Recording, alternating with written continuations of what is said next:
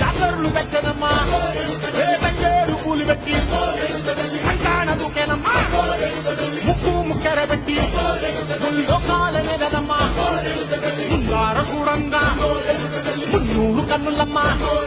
వెనకాల చూడంగా ఎన్నూరు కన్నులమ్మా చదువు శిస్తులంతా సాగిన బట్టరమ్మా మహారాజు రాజులంతా ఒకరిందిరమ్మా కోరిక కోరంగా రంగులు పూసినాము ఆశలు తీరంగా